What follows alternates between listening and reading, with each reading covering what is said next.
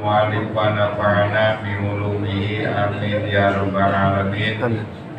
Wa taghirun niyat ka ayyan wiyal uruja minas sholati. Bata sholat nomor ke-6 ialah merubah niat. Ka'ayyan wia seperti dia niat al-khuruja akan keluar minas sholati dari sholat. Berubah niat dari sholat sunat ke fardu juga gak bisa. Udah akarnya sunat ya sunat. Contoh sholat sunat qobla duhur, sholat sunatan qobla duhur, tahu-tahu baru 1 rakaat mikir mendingan juga sholat duhur aja dah, begitu gak bisa, batal. Atau niat dia keluar dari sholat, niat akan berhenti sholat, dikaitkan dengan, dihubungkan dengan datangnya sesuatu. Seperti dia akan berhenti sholat apabila ada temannya yang nyamper. Lagi sholat ingat, aduh gimana, mana ada janji lagi. Apa-apalah kalau nanti teman saya datang, saya mau berhenti aja sholatnya. Ya sholat zuhur misalnya, sholat zuhur 4 rakaat, baru dapat 1 rakaat dia mikir. Karena model sholat kita mah sholat ngelamun, bari sholat bari mikirin utang, bari sholat bari mikirin urusan. Tapi lumayan begitu juga lah dibanding kagak sholat, kira-kira begitu ya. Kelas kita kan kelas lumayan. Nah, lagi sholat ingat, aduh mana nih teman saya kan mau datang. Terus dia bilang dia dalam hatinya, dia berpikir begini, pokoknya kalau teman saya datang, saya berhenti aja sholatnya. Biar sholat zuhur 2 rakaat, Pak. 1 rakaat udah mikir, rakaat kedua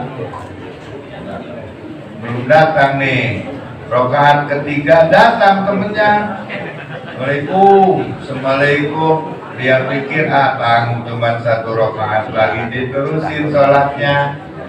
Nah, padahal waktu dia datang temannya udah batal sholatnya. Kira-kira ngerti ya? Apaan yang ngerti? Nah itu sekalian, niat niat berhenti sholat. Enggak, pokoknya kalau udah sholat enggak usah mikir rupa-rupa lagi sholat mah. Nah udah. Kemudian nomor 7-nya wastibarul kiblati ka'ayyat alaha qalbadhrihi. Nomor 7, batal sholat itu istibarul kiblat, membelakangi kiblat. Ka'ayyat alaha qalbadhrihi, seperti dia menjadikan kiblat itu qalbadhrihi, belakangnya. Jadi sholat itu wajib menghadap kiblat, Nah, ketika sholat kok jadi berubah? Berubahnya sebab apa? Bisa aja kedorong orang. Didorong orang. Tadinya dia menghadap kiblat, jadi madep ngalor. Ada di madep ngetan, begitu didorong orang sebenarnya. Batal sholat seperti itu. Pernah nggak sholat begitu? Di kita mah kagak ada ya. Coba pas sholat di sono, di Mekah, biasanya orang sholatnya di depan Ka'bah yang kedorong-dorong. Nah, tapi kita juga bisa mungkin kita lagi sholat, lagi juga belajar wusu, udah benar-benar begitu. Datang bocah bercanda, nabrak kita, berubah arahnya. udah batal sholatnya, kecuali sholat fisidatil haub, ketika ada apa namanya sidatul haub, sangat takut, kecuali sholat dalam keadaan perang, lain lagi lah. Kemudian wal aklu wasurbu, nomor ke-8 makan minum. Ilokannya ada sholat bari makan bari minum. Kayak anak kecil begitu ya, makan minum, makan di sholat disuapin, ditelan juga, di sholat diangslongin permen, dileg-leg juga. Itu gak mungkin kalau kita malah. Nomor ke-10, nah dihabisin aja lah. Nomor 10 wal kihatu wa minhum may yu'abbaru anha biddohki. Nomor 10 kiha. Minum sebagian ulama mengibaratkan kiha itu biddohki, tertawa, terbahak-bahak gitu. Jadi artinya nomor ke-10 batal sholat apabila tertawa, terbahak-bahak, tertawa. Tertawanya terserah, apa sebab dia lagi sholat, lagi mikir, ingat kejadian, ataupun juga digangguin temennya, kan? Jadi tertawa, kecuali mesem. Tahu mesem ya? Kalau mesem nggak kelihatan giginya tuh mesem. Kalau Nabi mah katanya nggak pernah tertawa, enggak. Nabi mah cuma mesem aja. Coba mesem bagaimana? Mengulit. Kalau ya dipraktekin. Kalau mesem mah boleh. Tapi kalau udah tertawa sampai mengeluarkan suara, jadi batal. Nah, itu banyak orang yang tertawa, ingat masa lalunya atau ingat geli kali bahasa kita mah batal. Tertawa. Nomor udah ya, habisin aja lah, tanggung. Waridatu wahia qatmul Islam biqaulin au fi'lin. Nomor 11 batal sholat apabila murtad. Murtad qatmul Islam, memutuskan Islam, biqaulin dengan ucapan, au fi'lin atau dengan pekerjaan. Murtad dan itu keluar dari Islam ya. Nah, contohnya ka'ayyakula Allah salisun salasa, keluar dari Islam biqaulin sebab ucapannya.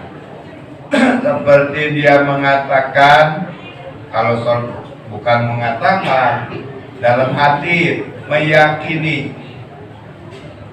Di dalam sholat, ketika dia sholat, dia meyakini dengan hatinya, gak mungkin ngomong Allahu salisun talasa, Allah itu ada 3.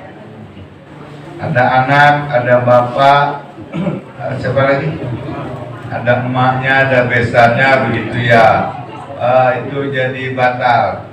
Allah ada 3 di dalam hatinya sebenarnya. Orang-orang makul huwallahu ahad, dia enggak. Kul huwallahu salasa. Allah itu jadi ada 3. Nih, berubah keyakinannya,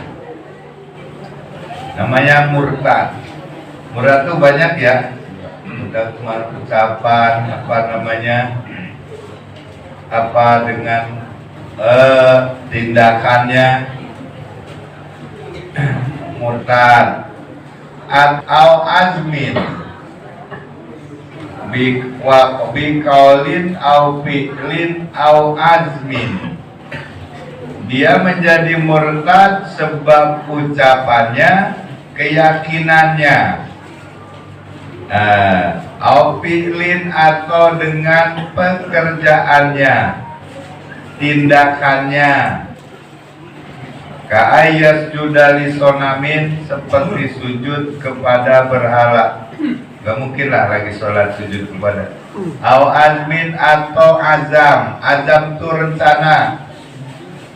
Contoh, ada orang sholat,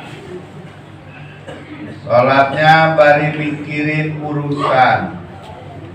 urusannya terasa sempit, sulit rasanya ini hidup kalau begini.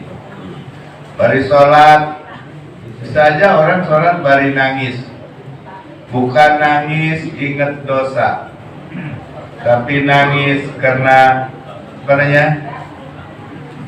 merasa sedih hatinya. Sholatnya gitu sekalian. Dia walaupun miskin tetap sholat, tapi bari sholat bari banyak mikir tentang keadaan hidupnya. Bapak sekalian, lagi sholat, akhirnya dia punya pemikiran begini dalam sholat. Ketika sholat, kata dia begini, dia sholat, ini kok begini-gini amat nasib. Jadi orang Islam kok susah banget ya. Padahal tetangga-tetangga saya, teman-teman saya yang bukan Islam kaya-kaya. Dan ibu-ibu sekalian, kesulitan apapun, kemiskinan apapun, jangan sampai merubah keyakinan kita. Walaupun kita miskin, walaupun kita susah, inilah kita. Insya Allah nanti di akhirat baru kita jadi orang kaya. Amin ya Allah. Gitu ya. Gak usah prihatin, gak usah. Bapak Ibu sekalian, malaikat aja sampai katanya iri ngelihat orang-orang kafir, kan iri. Ada orang Islam, Bapak sekalian, nelayan. Dia nebar jala, setiap nebar jala di di laut selalu nggak dapat, sampai bedung asar baru dapat ikannya segini.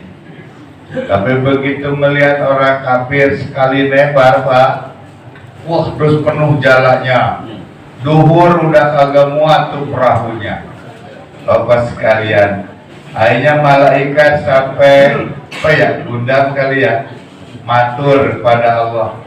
Ya Allah, sebenarnya sangat tegang melihat orang Islam seperti itu, begitu. Lalu kata Allah, kamu nggak paham wahai malaikat, aku telah siapkan tempat orang Islam itu, surganya nanti di akhirat. Begitu sekalian. Jelas maksud saya jelas ya, sekalian. Pokoknya nggak usah khawatir. Yang penting kita banyak beribadah, insya Allah baru kita jadi orang senang di akhirat. Nah itu ya. Coba batal Islamnya apabila kita niat keluar dari agama kita, Bapak Ibu sekalian. Bagi sholat langsung batal aja tuh sholatnya. Ini saja Ibu sekalian, mudah-mudahan Allah senantiasa menyertai kita dengan taufik dan hidayahnya, sehingga kemudahan keberkahan senantiasa bisa kita dapatkan. Amin ya rabbal alamin. Terima kasih. Assalamualaikum warahmatullahi wabarakatuh.